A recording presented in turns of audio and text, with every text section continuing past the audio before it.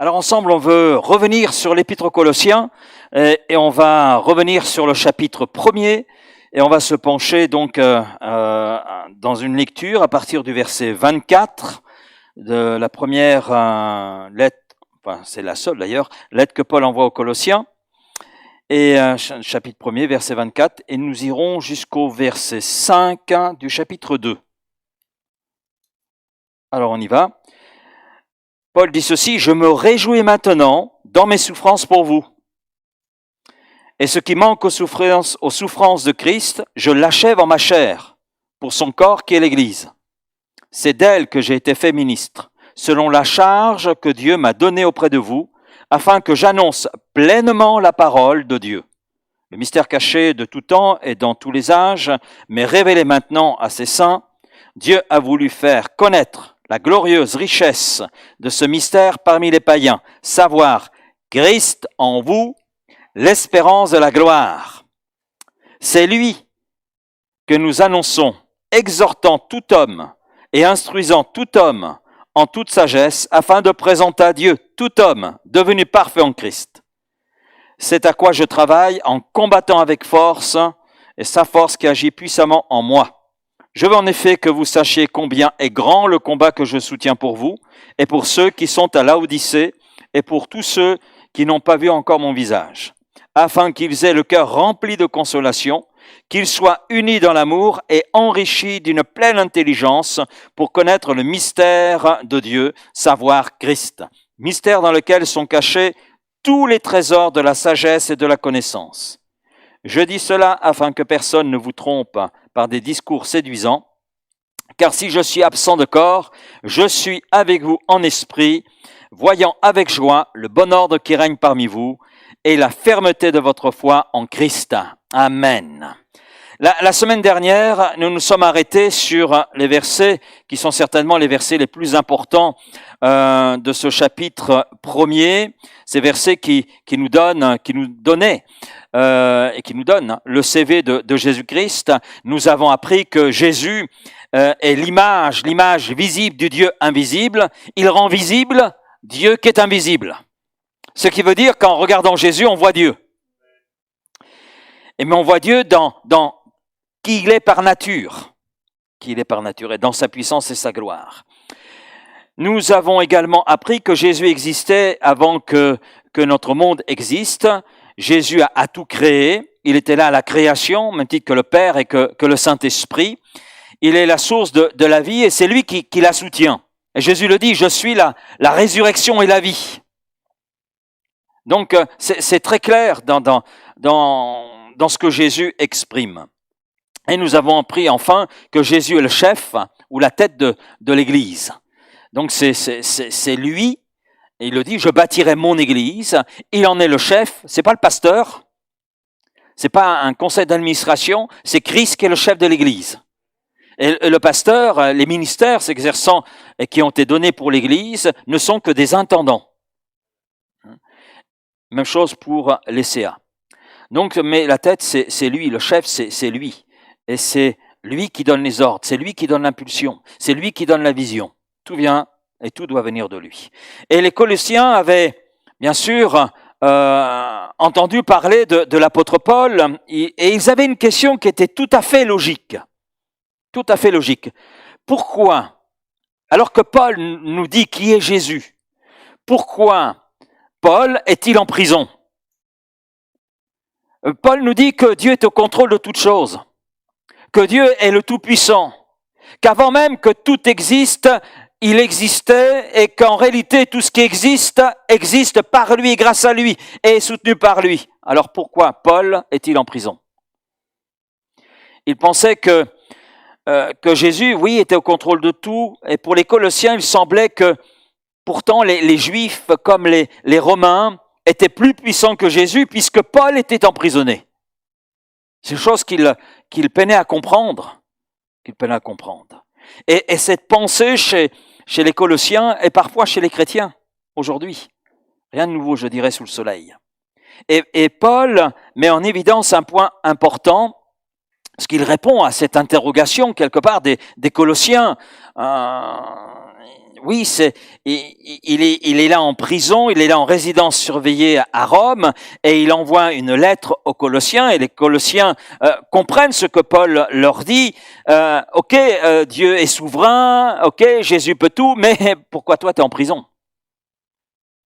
Et Paul met en évidence un point essentiel. Dieu répand l'évangile à travers la faiblesse, à travers la souffrance de ses serviteurs, et non à travers ses victoires et ses succès. En tant que chrétiens, c'est vrai, nous souffrons en parlant de Christ. Donc ne parlons plus de Christ, comme ça on ne souffrira pas. C'est comme ça que certains raisonnent aujourd'hui. Mais c'est normal de souffrir alors que nous parlons de Christ. C'est normal. Parce que comme Christ a haï, nous serons aussi haïs. Notre destinée est là entre les mains de Christ, mais elle suit le modèle de Christ. En accomplissant le plan du Père, le Fils a été haï, le Fils a souffert. Donc en suivant, nous, les plans de Christ, qui sont les plans de Dieu, donc du Père, il est normal que nous passions par des moments de souffrance, que nous soyons haïs. Et d'ailleurs, le Seigneur nous a avertis. Matthieu 10, verset 22, « Vous serez haïs de tous, dit Jésus, à cause de mon nom. Celui qui persévérera jusqu'à la fin sera sauvé. » Je pense qu'on est conscient, sur votre lieu de travail ou par rapport à vos voisins, si vous leur dites « Waouh, Jésus t'aime comme Jésus m'aime. » Et alors?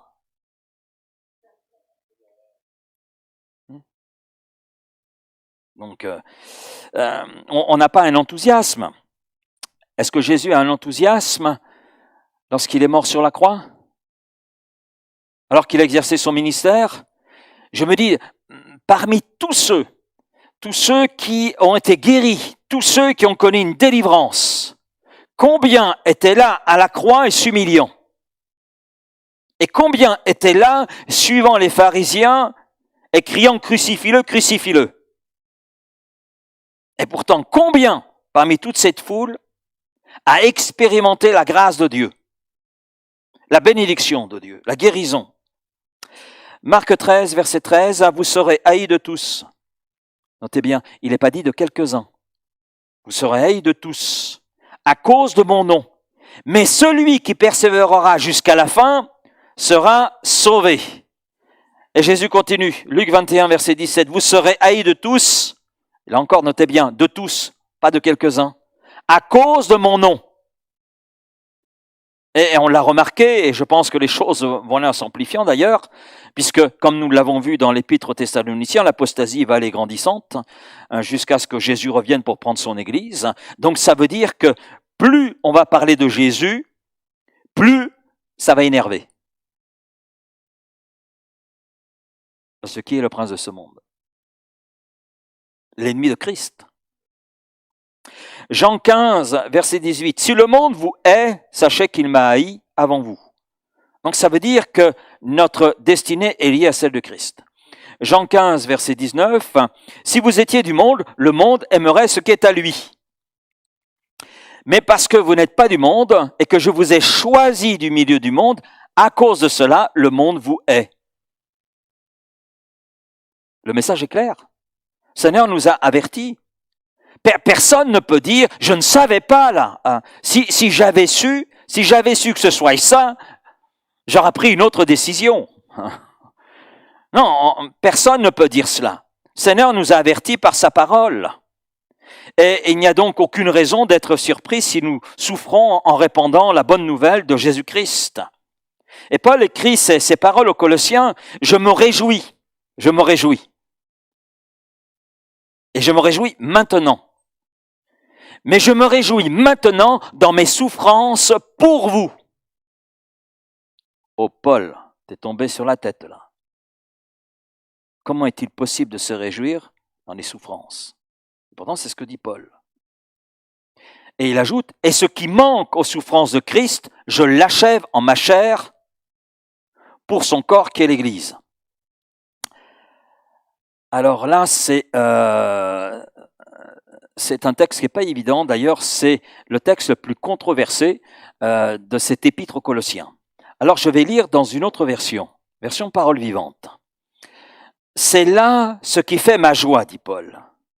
Même si je dois souffrir pour vous, je me réjouis de pouvoir ainsi, dans mes souffrances terrestres, qui sont aussi celles de Christ, accomplir ce qui reste à faire pour le douloureux enfantement de l'Église, qui est son corps. Que veut dire Paul ? Que veut dire Paul ? Ce que Paul écrit ne signifie pas que la mort de Jésus sur la croix était insuffisante pour payer pour le salut de l'humanité, pour recevoir le plein pardon de Dieu. Paul ne dit pas que le sacrifice de Christ était insuffisant pour régler notre dette devant Dieu. C'est pas ce que dit Paul. Et d'ailleurs, le contexte nous en donne la preuve. Le contexte lui-même rédigé par Paul qui écrit ce texte controversé qui est là, dit lui-même, « Et vous, qui étiez autrefois étrangers et ennemis par vos pensées, par vos mauvaises œuvres, il vous a maintenant réconciliés. Et réconciliés par sa mort dans le corps de sa chair.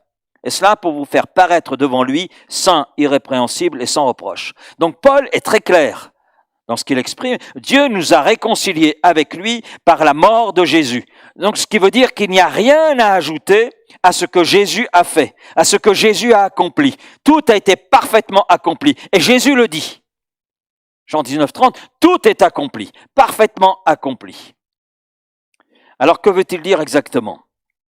Christ a souffert pour vaincre le péché. Christ a souffert pour vaincre les puissances des ténèbres. On a son parcours terrestre qui nous est là relaté dans les 4 évangiles. Et on voit cette souffrance. Il a été haï, il a été moqué, etc. On sait par tout ce que Jésus est passé, tout ce par quoi il est passé. Et tout comme la souffrance a fait partie du ministère de Jésus, comme la souffrance a fait partie de cette œuvre rédemptrice de Christ, eh bien, la souffrance, notre souffrance, fait partie de la continuité de l'œuvre de Christ en ce qui concerne la propagation de l'Évangile dans ce monde. Et cela se comprend puisque Satan est le prince de ce monde et il s'oppose à Christ et bien sûr à la propagation de l'Évangile. 1 Thessaloniciens, chapitre 2, verset 18. « Aussi voulions-nous aller vers vous, dit Paul, une et même 2 fois, mais Satan nous en a empêchés. » Mais Satan nous en a empêchés. Pas une fois, pas 2 fois, plusieurs fois, dit Paul. J'ai voulu aller vers vous, Thessaloniciens, vers vous pour vous communiquer quelques grâces de la part de Dieu, mais j'en ai été empêché. Et c'était une souffrance pour l'apôtre Paul. Donc, il nous faut nous attendre à souffrir lorsque nous propageons l'Évangile. Car il y a un combat. Il y a un combat contre la chair. Oui, notre chair, nos peurs, nos craintes. Qu'est-ce que les gens vont penser, etc. Est-ce que ça va marcher, est-ce que ça ne va pas marcher, etc., etc. Ensuite, contre le péché. Ensuite, contre les actions des ténèbres. Et notre souffrance, à la différence de celle de Christ, n'a aucun impact quant au rachat des pécheurs, parce que c'est Christ, à travers sa mort et sa résurrection, qui a tout accompli.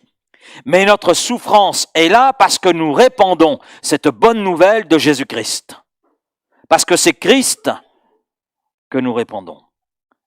Et je dirais que cela fait partie de la façon dont l'Église a grandi et grandit encore aujourd'hui. C'est clair. Maintenant, il y a un autre point par rapport à la souffrance. On le voit dans Acte 9, en ce qui concerne justement l'apôtre Paul. Dans le plan que Dieu avait conçu pour l'apôtre Paul, il y a ce texte qui est communiqué d'ailleurs quelques jours après que Paul ait réalisé qu'en persécutant l'Église, en fait, il s'en prenait à Christ lui-même. Et Dieu parle à un disciple de Jésus-Christ, à Ananias. Et Dieu communique à Ananias ce qui va attendre Saul de Tarse, qui par la suite va devenir l'apôtre Paul. Et Ananias va transmettre le message de la part de Dieu à celui qui va devenir l'apôtre Paul, et il lui dit, mais le Seigneur lui-même lui dit, va Ananias, va, car cet homme, Saul de Tarse, est un instrument que j'ai choisi pour porter mon nom devant les nations, devant les rois, devant les fils d'Israël. Je lui montrerai tout ce qu'il doit souffrir pour mon nom. Je lui montrerai tout ce qu'il doit souffrir pour mon nom. Ce qui veut dire qu'en tant que serviteur choisi par Dieu, pour répandre l'évangile à grande échelle, Paul avait besoin de savoir qu'il souffrirait beaucoup. Et Paul nous livre d'ailleurs la liste des situations qu'il a traversées, et je pense qu'il ne donne pas tout, mais on a une liste dans 2 Corinthiens chapitre 11, et je crois que nous pouvons dire que là, il y a un cumul de choses, si difficile qu'il y avait tous les éléments pour que Paul s'écroule. Mais il ne s'est pas écroulé, à aucun moment il s'est écroulé. Ça ne veut pas dire qu'il n'a pas été découragé, etc., mais il a su persévérer jusqu'au bout. Et il le dira lui-même, j'ai gardé la foi. Cela veut dire que si nous voulons faire beaucoup pour la diffusion de l'Évangile, il faut s'attendre aussi à beaucoup souffrir pour l'Évangile. Oh, Pasteur Laurent, vous n'avez pas un message plus réjouissant là? Ah non, c'est ce que la Bible nous dit. Et c'est toujours à ce prix, lorsque nous regardons l'histoire de l'Église, du jour de la Pentecôte à aujourd'hui, nous voyons cette souffrance des témoins de Jésus-Christ. J'ai travaillé en Bresse. Ça vous dit quelque chose, la Bresse? Bon, c'est une région connue pour les poulets. On parle des poulets de la Bresse. Donc c'est une région, donc Saône-et-Loire, et il y a toute une zone. Et puis j'ai travaillé dans cette zone, et un pasteur ancien me dit, Laurent, il y a un démon sous chaque tuile. Donc ça vous réjouit ça, hein? Ça vous donne envie d'y aller. Ça vous donne vraiment envie d'y aller. Et je vous le confesse, ce n'était pas ma priorité. Parce qu'à ce moment-là, je m'occupais du Jura, mais du Haut-Jura, et les kilomètres, j'en ai mangé un grand nombre. Donc j'avais suffisamment. Mes collègues Saône-et-Loire me demandent de lui prêter la main d'association pour travailler en Bresse. Et j'ai dit, d'accord, vous donnez un coup de main, il n'y a pas de souci, mais c'est vous qui gérez. Alors il me dit, il n'y a pas de souci, Laurent, je gère. Tu peux chercher un local? Ok. Donc, j'ai trouvé un local, effectivement, mais je me suis penché sur l'histoire, parce que j'ai vu qu'il y avait deux temples protestants. Alors, je me suis penché, j'ai dit, tiens, il y a eu quand même un travail qui s'est fait.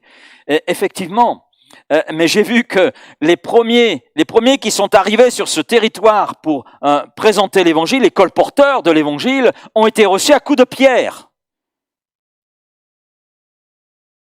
Et quand j'ai lu l'histoire, j'ai dit, Seigneur, t'es vraiment sûr est-ce qu'il faut vraiment que je prête la main d'association collègue là?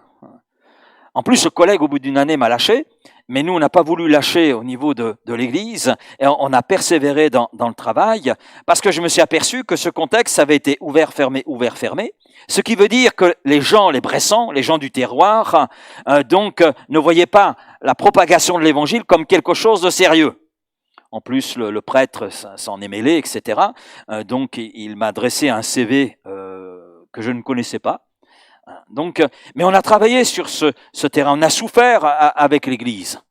On a souffert, mais on a vu Dieu être à l'œuvre. Amen. On a vu Dieu agir. Et c'est vrai, il faut être prêt quand on veut avancer et voir l'Église avancer, prêt à souffrir dans le témoignage.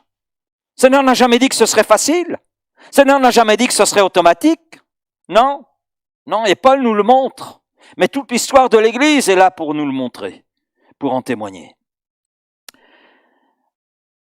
Acte 5, verset 41, les apôtres se retirèrent de devant le Sanhédrin, joyeux d'avoir été jugés dignes de subir les outrages pour le nom de Jésus. Philippiens chapitre 1er, verset 29, car il vous a été fait la grâce par rapport à Christ, non seulement de croire en lui, mais encore de souffrir pour lui. Alors là, l'apôtre Paul dit, je me réjouis maintenant, ok qu'il se réjouisse de ses souffrances. J'allais dire, c'est son problème, on pourrait penser comme ça. Mais l'apôtre Paul, là, aux Philippiens, dit, réjouissez-vous, et c'est vraiment une grâce par rapport à Christ, non seulement de croire en lui, mais encore de souffrir pour lui. Regardez votre voisin et lui dit, c'est une grâce que tu souffres pour Christ.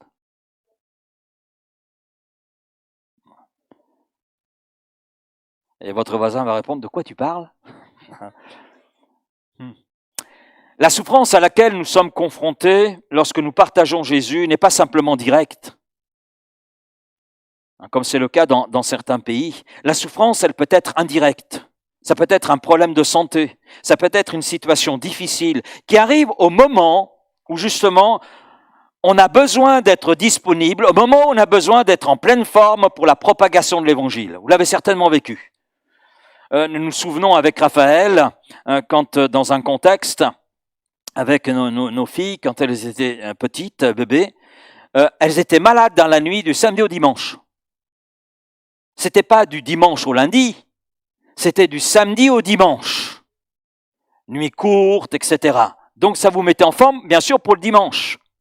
Et à cette époque, eh bien, j'avais 3 réunions le dimanche. Donc, à un moment donné, Seigneur, ça peut pas durer. Et on a vraiment prié Dieu parce qu'on s'est dit, ça, c'est une opposition. Et effectivement, les choses ont cessé. Et puis, quand c'était pas nos enfants, un soir, je terminais mes notes. Voilà. Il n'y avait aucune raison pour que l'ordinateur tombe en panne. Et là, paf, il tombe en panne. Laurent, tes notes, tu prends un papier, un stylo et à l'ancienne. Voilà. Et c'est ce que j'ai fait. Le lendemain, j'ai dit, mince, pourquoi l'ordinateur était tombé en panne? J'allume l'ordi, normal. Ce sont des choses comme cela qui font partie, je dirais, de ces souffrances indirectes qui nous irritent de l'intérieur et qui, quelque part, nous font sortir du terrain de la foi et nous font perdre de vue toute la grandeur de Christ et de sa puissance. Ce que l'apôtre Paul écrit là aux Colossiens est en totale opposition avec l'évangile qui est très populaire en Afrique, très populaire aussi en Asie, très populaire aussi dans notre pays, ce qu'on appelle l'évangile de prospérité. C'est vraiment ce que Paul est en train de dire aux Colossiens est en opposition totale avec ce que les prédicateurs de cet évangile de prospérité sont en train de publier. En effet, l'évangile de prospérité dit, si tu es malade, c'est certainement que tu es en dehors de la volonté de Dieu. C'est possible, mais il n'y a rien d'automatique. Si tu n'es pas guéri, c'est parce que tu n'as pas assez de foi. C'est de ta faute si tu te meurs d'un cancer, c'est que tu n'as pas honoré Dieu comme tu aurais dû l'honorer. Ta dîme n'était pas assez élevée. C'est souvent lié à l'argent. Mais ce message n'est pas biblique. Et ce message, je dirais, est même dangereux, parce qu'il conduit les gens dans l'erreur, conduit les gens dans la culpabilité. Dieu a des raisons pour lesquelles il nous permet parfois de souffrir. Dieu a des raisons. Dieu a nos raisons. Des raisons pour nous laisser, quelquefois, dans la souffrance. Et quelquefois, on ne comprend pas les situations. On se pose des questions, mais on n'a pas forcément de réponse. Mais parfois, Dieu nous laisse souffrir en vue de nous faire grandir en Christ. C'est parfois dans les temps de difficulté, d'épreuve, que nous faisons les plus grands pas dans la foi. Je suis sûr que les uns et les autres, si nous faisons un petit peu une rétrospective de notre vie spirituelle, nos plus grands progrès, nous les avons faits dans des moments difficiles. C'est là que nous avons acquis une plus grande connaissance de Dieu, une plus grande intimité de Dieu, que nous avons vraiment grandi dans la foi. C'est là que nous avons appris à dépendre de Dieu. Dans ces moments-là, nous réalisons que nous ne contrôlons rien et que nous avons très besoin de lui. La souffrance nous apprend à dépendre de Christ. La souffrance nous apprend à rechercher la miséricorde de Dieu. Parfois, nous souffrons pour arriver à l'endroit où Dieu nous veut. Parce qu'il y a l'endroit où nous voulons aller et il y a l'endroit où Dieu nous veut. Et quelquefois, il y a une distance qui sépare les deux. Et on voit par exemple pour l'apôtre Paul. Il s'est retrouvé dans les chaînes. Mais se retrouvant dans les chaînes à Rome, eh bien, il a pu témoigner aux grands.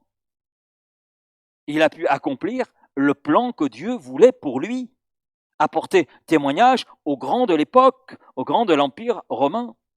Et Dieu avait, par rapport à Paul, eh bien, un plan au sujet de la souffrance qui était la sienne. Souffrance qui était la sienne. Et parfois, nous souffrons Parce que comme Dieu le dit à l'apôtre Paul, ma grâce te suffit.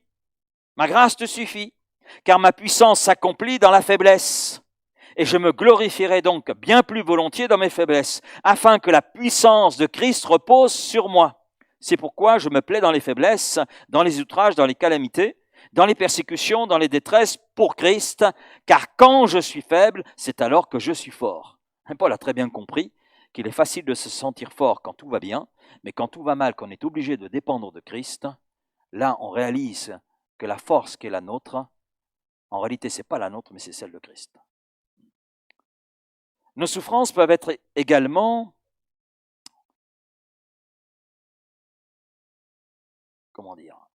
peuvent également nous conduire ou se terminer par la mort. Ça, c'est quelque chose qu'on envisage rarement. Rarement. Quand on prie Dieu pour quelqu'un, on prie toujours pour sa guérison, n'est-ce pas? Je ne sais pas si ça s'est déjà fait, mais Seigneur, on te prie pour qu'il ait une mort douce. Non. Non, hein. On prie pour la guérison. On prie pour la guérison. Mais est-ce que Dieu veut guérir? Élisée mourut de la maladie dont il fut atteint. Mais qui était Élisée? Prophète de l'Éternel, celui qui avait reçu la double portion de l'esprit qui reposait sur Élie. Et pourtant, il nous est dit que Élisée mourut de la maladie dont il fut atteint. Oui, parce que ça appartenait au plan de Dieu. Nous savons à la lumière de la Bible que la mort n'est pas la fin en soi pour les chrétiens, ceux qui appartiennent à Christ, mais c'est simplement le passage entre ce qui est terrestre, passager, vers ce qui est éternel. Et c'est Dieu qui décide. C'est Dieu qui décide. Et le tout est d'être prêt. 2 Timothée 3, verset 12. Or, tous ceux qui veulent vivre pieusement en Jésus-Christ seront persécutés. Là, Paul est très clair sur le sujet. Alors, oui, je ne suis pas très encourageant ce soir, mais ne nous décourageons pas. Parce qu'en toute chose, notre Seigneur veille. Amen. Il nous accompagne, comme il accompagnait l'apôtre Paul. Et il sait nous apporter tout ce dont nous avons besoin dans les moments de souffrance. C'est aussi le témoignage que Paul est en train d'apporter aux Colossiens. En train de leur dire, mais non seulement la souffrance appartient à cette vie en Christ, elle appartient au témoignage que nous avons à rendre à Christ, parce que notre sort est lié à celui de Christ. Comme Christ a souffert, nous souffrons. Mais, comme Christ a été soutenu, nous sommes aussi soutenus. Nous avons ce soutien. Parce que nous n'avons pas auprès du Père un souverain sacrificateur qui ne compatit pas à nos faiblesses, bien au contraire. Nos souffrances, il s'en est occupé, il les a portées, il les a connues. Et il a le pouvoir de nous aider, le pouvoir d'apporter tout le réconfort dont nous avons besoin. Et Paul continue, verset 26, « Le mystère caché de tout temps et dans tous les âges, mais révélé maintenant à ses saints, qui Dieu a voulu faire connaître, quelle est la glorieuse richesse de ce mystère parmi les païens, savoir Christ en vous, l'espérance de la gloire. » Paul qualifie la bonne nouvelle de mystère. Et lorsque nous utilisons le mot mystère, c'est souvent parler de quelque chose qui n'est pas résolu. C'est ça, dans l'emploi du mot mystère, regardez sur le dictionnaire. Mais on parle de quelque chose qui n'est pas résolu.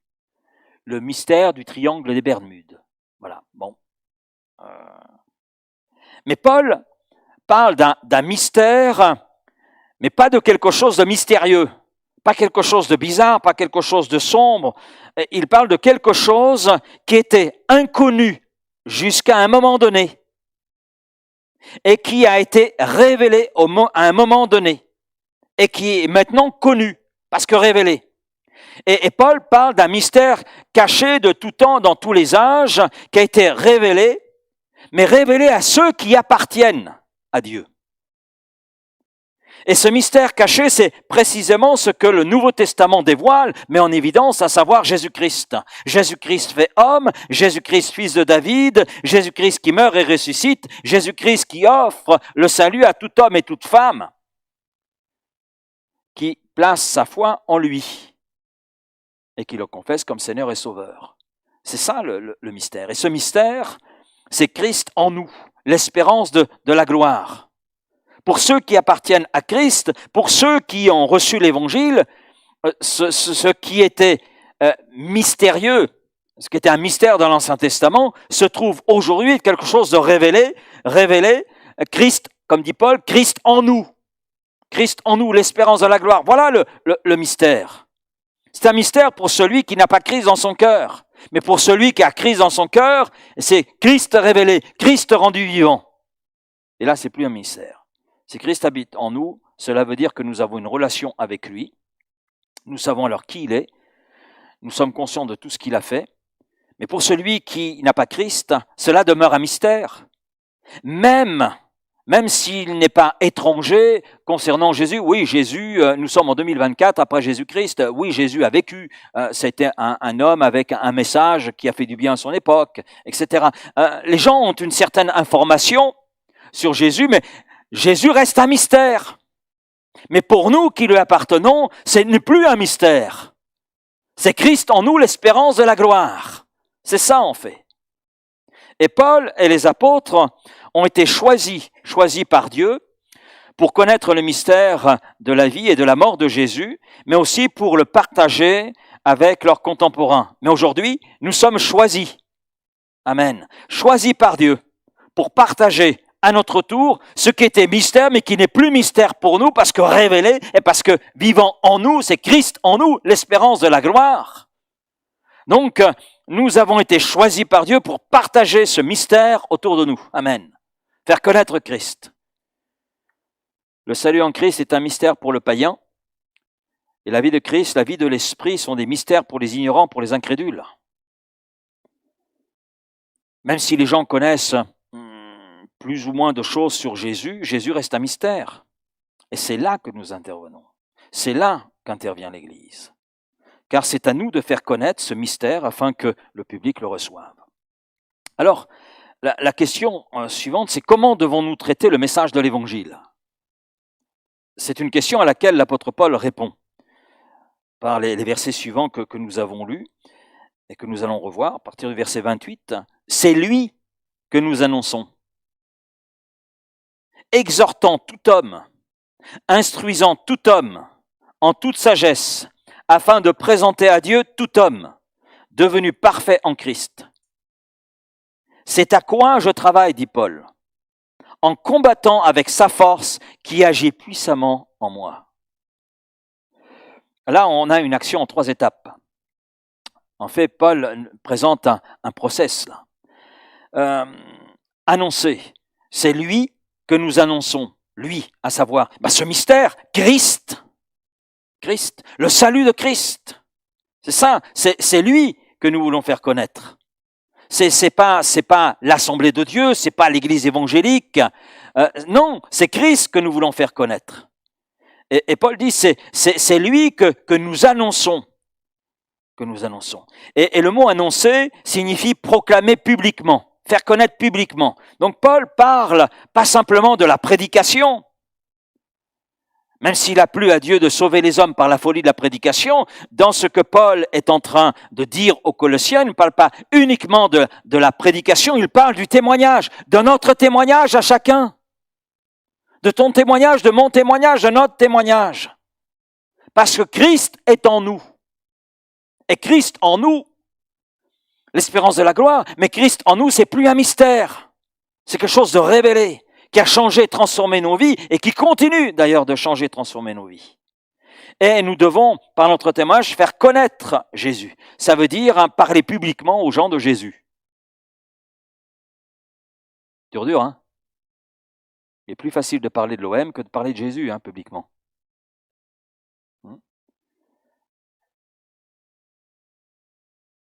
Et ce n'est pas un message populaire. C'est vrai, ce n'est pas un message populaire. J'ai emmené cette semaine la voiture au contrôle technique. Et puis, il y avait deux hommes qui étaient là.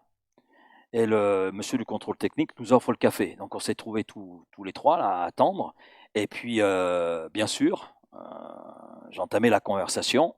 Voilà. Et le premier monsieur me dit, d'un moment, quelle est votre profession ? Alors, vu l'actualité, j'avais envie de lui dire ministre. Je lui ai dit, je suis pasteur. Ah bon ? Ben, je dis oui, il n'y a pas de mal à ça. Et le deuxième, alors il a pris son café, il est parti. Mais on a pu parler comme cela avec l'homme qui m'avait posé la question. Et on a pu parler ensemble, il a pu exposer aussi des besoins, les besoins qui étaient les siens, et c'était très instructif, très, très intéressant. Mais j'ai compris effectivement que parler de Jésus, c'est pas un message populaire. La preuve, il y en a un qui a préféré partir avec son café et le boire ailleurs. Mais l'autre est resté. Parce que même si le message de Jésus n'est pas populaire, c'est un message nécessaire. Nécessaire. Oui. Et les gens ont besoin d'entendre ce message.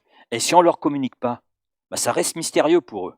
Ça reste quelque chose de caché, d'incompréhensible. Et puis Paul continue en disant, c'est lui que nous annonçons, exhortant tout homme. Alors, le mot exhorter ici est quand même particulier, parce qu'il y a cette notion d'avertir, c'est-à-dire de montrer une urgence. C'est ça en fait, c'est dans ce sens-là. Montrer une urgence, recommander instamment. Recommander quoi? Recommander Christ à la personne, parce que Jésus est la personne la plus essentielle qui soit à tout homme, parce que tout homme est pécheur. Et le salaire du péché, c'est la mort éternelle. Ça veut dire que tout homme, pour qui Christ demeure un mystère, est en route vers l'enfer. C'est aussi simple que cela. Donc, il nous faut avertir instamment, arriver à arrêter ces hommes et femmes qui nous entourent en leur disant, attendez, Jésus est vivant. Et Jésus veut intervenir dans votre vie. Jésus veut changer votre vie. Et c'est ce que Paul est en train de dire, exhortant tout homme. Là, il n'y a pas de distinction. Pas de distinction. L'homme fait beaucoup de distinctions, mais là, qui que ce soit. Donc, quel que soit l'arrière-plan, quel que soit, peu importe, c'est tout homme. Tout homme. Et Paul insiste sur ce tout homme. On revient 3 fois rien que dans ce verset. Donc, c'est lui que nous annonçons. Donc, nous proclamons publiquement qui est Jésus, nous le faisons connaître, nous l'annonçons. Exhortant tout homme, avertissant tout homme, recommandant tout homme à la grâce de Dieu, parce qu'il a besoin de cette grâce, elle est essentielle pour sa vie. Sans cela, il voit la mort éternelle. Et Paul dit, et instruisant tout homme, sans aucune distinction. Instruisant tout homme, en toute sagesse, mais instruisant tout homme. Là, Paul décrit finalement 2 objectifs qui sont associés à la prédication. Il y a avertir, c'est aussi encourager dans un sens atténué, mais c'est faire connaître instamment. Et puis il y a enseigner et instruire. Et on voit cet équilibre qui est là. Dieu est le Dieu de l'équilibre. Il y a cette proclamation qui est nécessaire, mais ce qui est aussi nécessaire, c'est placer la personne devant ses responsabilités, devant l'évidence de ce qu'elle est, mais devant l'évidence aussi de l'amour de Dieu pour sa vie. Et de l'autre côté, il faut instruire, c'est-à-dire conduire dans la connaissance de ce que l'Écriture dit, conduire dans la connaissance du salut en Jésus-Christ, afin que la personne puisse s'approprier au mieux ce salut pour sa vie et pour son entourage. Et ces trois étapes, annoncer, avertir, enseigner, instruire, forment un équilibre pour la personne qui vient à Christ. Il y a besoin de ces 3 étapes. Pas simplement d'annoncer. Si vous annoncez quelque chose sans expliquer ce quelque chose, ça va rester plat, ça va rester petit. Mais là, il s'agit d'avoir cet équilibre. Et ça, Paul s'adresse aux Colossiens. Il s'adresse à une église. Là, il ne parle pas à un serviteur de Dieu. Il s'adresse à l'église, à une église. Et il pourrait s'adresser ce soir à nous, à l'église de Vitrolles, en disant, c'est de votre devoir, c'est de votre responsabilité, vous qui connaissez le mystère, parce que Christ est en vous, c'est à vous d'annoncer Christ, d'exhorter tout homme et d'instruire tout homme. Et puis Paul nous montre la méthode avec sagesse. Avec sagesse, c'est-à-dire sachant saisir toutes les opportunités que Dieu nous donne, le faire aussi avec un certain équilibre. Et Paul dit, je me fais tout à tous. Il est évident que si je rencontre un musulman, je ne vais pas lui dire, Jésus, le Fils de Dieu, crois-le. Ah là, j'ai fermé la conversation. J'ai fermé la conversation. Il y a bien sûr une façon de faire, c'est là que la sagesse s'exprime, mais c'est là aussi que le Saint-Esprit nous vient en aide. C'est là aussi. Le Saint-Esprit vous conduira dans toute la vérité. Donc le Saint-Esprit nous conduit aussi dans cette connaissance du cœur de notre interlocuteur pour que nous puissions lui présenter l'Évangile comme cela doit lui être présenté. Et puis il y a un but, amener tout homme à la pleine maturité, c'est-à-dire être complet en Christ. C'est afin, dans le but, de présenter à Dieu tout homme devenu parfait en Christ. C'est-à-dire, on doit travailler, c'est le rôle de l'Église, c'est pas simplement mon rôle, c'est notre rôle à chacun et à tous, de faire que ce mystère Christ pour les hommes soit annoncé, que les hommes soient avertis, que les hommes soient instruits et de les accompagner afin qu'ils entrent dans le chemin de la plénitude avec Christ en Dieu. Amen. Wow, c'est une responsabilité, non? Elle nous incombe tous. Alors bien sûr, il y a des excuses. Ah oui, mais moi je ne suis pas pasteur, je n'ai pas la connaissance que vous avez. Mais ce n'est pas une question de connaissance. C'est une question de relation. De relation avec Christ. La connaissance, elle ne découle pas parce que je lis ma Bible 36 heures en 24 heures. Non. Ça veut dire quoi? Non. La connaissance, c'est d'abord une relation avec Christ. C'est lui le fondement, c'est lui le cœur de la révélation. Et c'est lui, et par son esprit, qui nous conduit dans la compréhension de sa parole et dans sa mise à pratique, mais aussi dans la transmission. Parole vivante concernant ce verset où Paul nous présente le but. Parole vivante dit ceci, notre but est de placer tout homme en présence de Dieu et d'amener ceux qui sont à la présence de Dieu, donc les chrétiens, à leur pleine maturité spirituelle par une communion vivante avec le Christ. C'est ça. La plénitude, la maturité, elle est là, dans cette relation avec Christ. Je crois, si ma mémoire est bonne, que la semaine dernière, j'ai terminé l'étude biblique en disant que la vie chrétienne commence avec Christ, mais que Christ était aussi la vie chrétienne. Elle commence, elle se vit et elle se termine avec Christ. C'est lui, la vie chrétienne. C'est ma relation avec Dieu. Ensuite, l'apôtre Paul, après avoir parlé de tout un process, parle d'une énergie déployée. D'une énergie déployée qui est accompagnée d'une puissance qui est en action. Paul dépensait toute son énergie physique, mentale, mais aussi spirituelle pour atteindre le but qu'il vient là de présenter. Présenter tout homme parfait. Parfait. Donc, toute son énergie tendait vers cela. Tout son mental, tout son physique, tout était là pour amener ses auditeurs à la maturité. Et c'est ce que nous voyons dans cet épître aux Colossiens. Son but, c'est de conduire les Colossiens vers cette maturité avec Christ. Mais on voit la même chose avec les Éphésiens, on voit la même chose avec les Thessaloniciens, avec tous ceux auxquels il s'est adressé. Même quand il s'adresse à ces serviteurs de Dieu que sont Timothée et Tite, son objectif est de les conduire dans cette maturité spirituelle. Et parfois, pour parvenir à cela, Paul a dû lutter. D'ailleurs, c'est le terme qu'il utilise. Il a dû se débattre avec des adversaires, ses adversaires dans le monde, ainsi que sa propre chair, ainsi que l'adversaire, le diable, comme il l'a exprimé aux Thessaloniciens. J'aurais bien voulu aller vers vous une fois, deux fois, plusieurs fois, mais j'en étais empêché par le diable. Mais dans tout cela, Paul nous dit qu'il n'a pas été sans ressources. Parce que le pouvoir surnaturel du Christ qui habitait en lui l'a rendu fort. J'étais rendu fort, notez bien, par la puissance qui agissait en moi, la puissance de Christ. C'est vrai, j'ai travaillé à cela et je continue de travailler à cela, dit Paul, en combattant avec sa force qui agit puissamment en moi.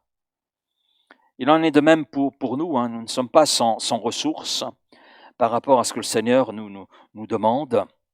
La puissance qui agit en nous et qui plus encore habite en nous, c'est la force qui nous permet d'être ce que nous sommes, amen, d'avancer, et puis de faire ce que Paul décrit, et qu'il a pu faire lui-même. Vous savez ce que signifie le nom Paul?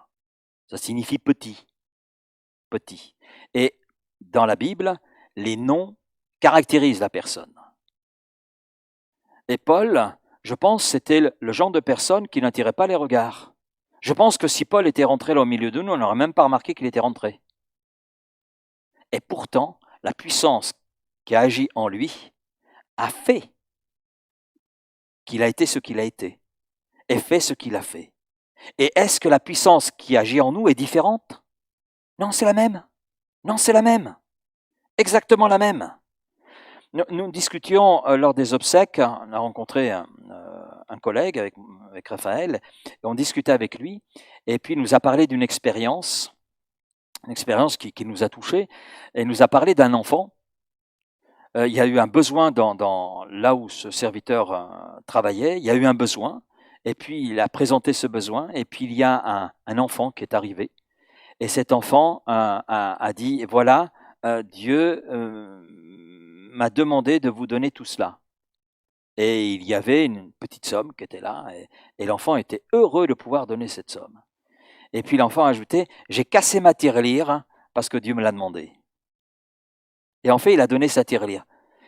Et ce frère a été touché, il dit, j'en ai même pleuré dans mon bureau, j'avais cette somme placée là, mais j'avais le témoignage de cet enfant, et toute la sincérité de cet enfant, toute la foi de cet enfant. Et mais il dit, ça a été le début d'une belle œuvre. Grâce à cette offrande-là, en fait, Dieu a tellement béni qu'on a pu construire le local dont on avait besoin, l'acquérir, mais tout est parti de cet enfant. Tout est parti de cet enfant. Et il dit, c'est quelque chose qui m'a tellement marqué. Il dit, tu vois, je m'en souviens encore, pourtant ça fait des années. Et je dis, mais c'est beau, c'est beau. Cet enfant a tout donné, et à travers cet enfant, c'est la puissance de Dieu. Elle semblait petite, hein? Non, mais c'est ridicule. C'est ridicule. On a un texte similaire. Un enfant qui donne 5 pains et 2 poissons, il donne ce qu'il avait, hein? C'est peut-être pour sa famille d'ailleurs. C'était certainement pas de son plus, c'était de son nécessaire. Mais à partir de là, qu'est-ce qui s'est passé? Des milliers de personnes ont été nourries. Plus que ça, rassasiées. Et en plus, il y avait des restes. Il y avait des restes. Donc, c'est extraordinaire. Oui, là, la puissance de Dieu s'est manifestée. C'est quand je suis faible, dit Paul, qu'alors je suis fort, parce que c'est la puissance de Christ qui agit en moi qui me rend fort. Et il en est de même pour nous. Amen. Et puis l'apôtre Paul montre finalement que ce n'est pas l'œuvre d'une personne. Comme je disais tout à l'heure, il s'adresse à une église. Il s'adresse à un ensemble de personnes. Et il montre à travers son témoignage que ce n'est pas l'œuvre d'une personne seulement, mais d'un ensemble. C'est l'œuvre de l'église. Toute l'église est impliquée dans ce processus que Paul vient de décrire. S'il en était autrement, sa lettre, il ne l'aurait pas écrite comme il l'a écrite, et il ne l'aurait pas adressée à l'église, aux chrétiens de Colosse, il leur a adressé une personne en particulier, mais là c'est à toute l'église, aux Colossiens, et il le précise d'ailleurs, hein, dès les premiers versets, aux saints et fidèles frères en Christ qui sont à Colosse. Donc on sait à qui il s'adresse. Donc ça veut dire que dans ce process qu'il décrit, toute l'Église est là impliquée. Dans la prière, dans le témoignage, dans le soutien, dans l'instruction, dans l'encouragement, dans le combat spirituel que cela représente. Et tout cela dans le but de conduire un plus grand nombre d'âmes à la connaissance de Christ et dans cette maturité dans la relation avec Christ. Et Paul nous montre que c'était aussi une œuvre qui dure. Il ne nous cache rien, Paul. C'est à quoi je travaille en combattant avec sa force qui agit puissamment en moi. Dans Parole vivante, vous l'avez là sous les yeux, voilà pourquoi, tel un lutteur, je tends tout mon être et je travaille avec acharnement en me confiant dans les forces que me donne celui qui agit puissamment en moi. C'est très intéressant ce que dit l'apôtre Paul. D'abord, l'image, il emploie l'image du lutteur. C'est vrai que c'est le lutteur qui déploie toute son énergie dans le but d'être vainqueur. Est-ce que vous avez vu un lutteur arriver sur le tatami et dire « Non, je viens pour perdre » C'est non, je pense pas. Je pense pas. Donc, l'apôtre Paul nous montre là un lutteur, prend cette image d'un lutteur qui déploie toute son énergie parce qu'il veut être vainqueur et parce qu'il veut donner le meilleur, parce qu'il représente quelqu'un. Il représente quelqu'un. Il représente le royaume de Dieu. Il représente Christ. Et Christ est ce qu'il y a de meilleur. Et parce que Christ est ce qu'il y a de meilleur, je donne le meilleur. Et Christ me permet de donner le meilleur, puisque c'est par sa force toute puissance que je peux le faire. Et c'est vrai que c'est là l'une des différences entre le lutteur, qui peut-être aux Jeux Olympiques va représenter la France, et le lutteur qui était Paul, c'est que le lutteur qui est sur son tatami avec son adversaire, il est tout seul. Oui, il est tout seul sur le tatami. Même si les supporters sont là, allez, vas-y. Mais en général, les supporters disent, nous avons gagné quand il y a la victoire, et quand il y a la défaite, il a perdu.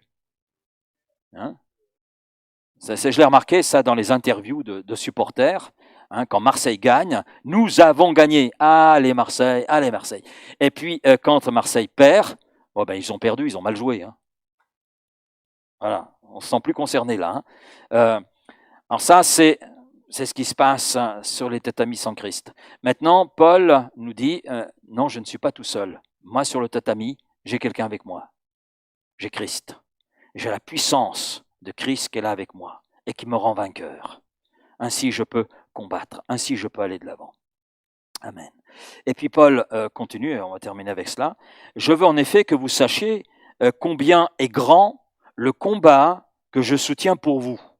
Donc il revient sur cette notion de lutte, cette notion de combat, et il montre que c'est une lutte au quotidien. C'est pas un petit peu et ensuite relax. Non, c'est une lutte continuelle. Je veux en effet que vous sachiez combien est grand le combat que je soutiens. On pourrait traduire que je continue de soutenir. Que j'ai commencé mais que je poursuis à soutenir. Pour vous, mais pour tous ceux qui sont à Laodicée, pour tous ceux qui n'ont pas vu mon visage en la chair, afin qu'ils aient le cœur rempli de consolation et qu'ils soient unis dans la charité, dans l'amour, et enrichis d'une pleine intelligence pour connaître le mystère de Dieu, savoir Christ, mystère dans lequel sont cachés tous les trésors de la sagesse et de la science. Je dis cela afin que personne ne vous trompe par des discours séduisants, car si je suis absent de corps, je suis avec vous en esprit, voyant avec joie le bon ordre qui règne parmi vous et la fermeté de votre foi en Christ. Amen. Paul poursuit donc avec cette image du lutteur, du combat, pour décrire ses angoisses, ses profondes préoccupations pour ses lecteurs, mais aussi pour les voisins de ses lecteurs, donc Laodicée qui est à quelques kilomètres donc de Colosse. Il travaillait, il luttait pour amener chaque croyant dans sa plénitude de relation en Christ et qu'il puisse marcher avec foi, marcher avec confiance et recevoir la vie éternelle. Et nous relevons un point qui me semble intéressant. On est conscient que tant que Jésus-Christ ne nous aura pas retirés de cette terre, nous avons à lutter. D'accord ? Ça, c'est clair. Est-ce clair pour vous ? C'est clair. C'est pour ça, quand on m'a demandé quand est-ce que j'allais prendre ma retraite, ça dépend de quoi on parle. Retraite spirituelle, je la prendrai quand le Seigneur l'aura décidé, parce que c'est lui qui décide. Voilà. C'est vrai qu'un jour, amen, je me reposerai de mes œuvres. Mais d'ici là, le rend au boulot. Amen. Après, il y a la retraite administrative. Ça, c'est autre chose. Voilà. C'est bien, ça soulage l'Église. Voilà. Donc, Paul travaillait, luttait, amen, pour amener chaque croyant. Mais Paul relève un point qui est important. Paul entoure l'Église. Il est là entourant l'Église et entourant l'œuvre de l'Église de Colosse. Et il le fait parce que il veut que l'œuvre qui s'accomplit au sein de l'Église et aussi par l'Église, eh bien, puisse persévérer, parce qu'il sait que c'est une lutte, il sait que c'est un combat, il le vit. Donc, et les Colossiens le vivent aussi avec lui. Donc, il sait. Mais il est là tel un berger qui prend soin du troupeau face à des prédateurs. Et il le dit, afin que personne ne vienne vous séduire par des discours qui seront là séduisants, mais qui n'auront d'autre but que de vous éloigner de celui qui est la vérité de Christ. Et c'est vrai que ça aussi, c'est une lutte, et je crois que c'est encore plus vrai aujourd'hui que ça ne l'a été peut-être à l'époque de Paul, puisque nous arrivons dans les derniers temps, Christ revient bientôt, amen, celui que le chef de l'Église revient bientôt, et nous avons besoin, c'est vrai, de lutter pour amener tout homme à la connaissance de Christ, mais nous avons aussi besoin de lutter pour protéger et garder l'Église. C'est notre rôle.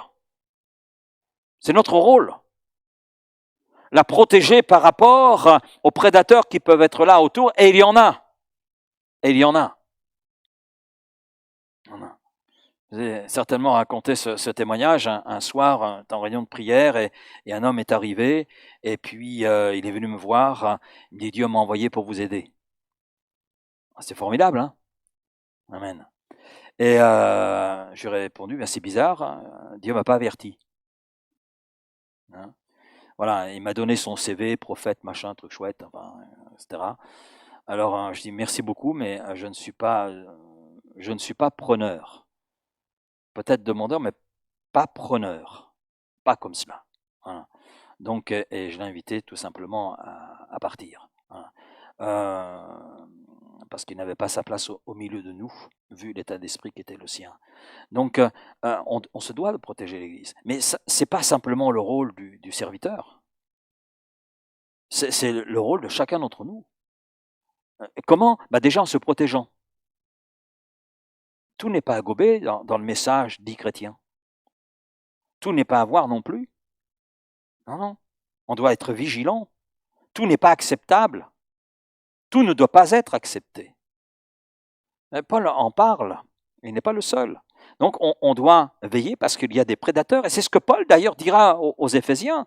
Avant de les quitter, de prendre le bateau pour aller à Rome, et il va les avertir. Faites attention, des loups vont vouloir s'introduire, des loups qui sortiront du milieu de vous. Des gens qui étaient louveteaux, mais qui à un moment donné sont devenus des loups, qui ont révélé qui ils étaient réellement. Donc en cela, on doit être attentif, vigilant, mais on ne peut être attentif, vigilant que dans la mesure où, comme le dit Paul, on est passé et arrivé à cette pleine maturité spirituelle. On est là dans une communion grandissante avec Jésus-Christ. Et notre lutte, elle ne prendra fin que lorsque le Seigneur nous reprendra. Amen. Mais ce qui est vrai, et c'est le mot de la fin, comme le dit Paul, notre force, elle est en Christ. Voilà pourquoi, tel un lutteur, je tends tout mon être et je travaille avec acharnement en me confiant dans les forces que me donne celui qui agit puissamment en moi. Amen. Et celui qui a agi puissamment dans l'apôtre Paul est celui qui continue d'agir puissamment dans nos vies et qui va agir puissamment dans la mesure où nous accomplissons son œuvre, dans la mesure où nous accomplissons sa volonté telle qu'il nous la présente à travers sa parole. Et là je dis Amen, Amen et encore Amen et merci Seigneur.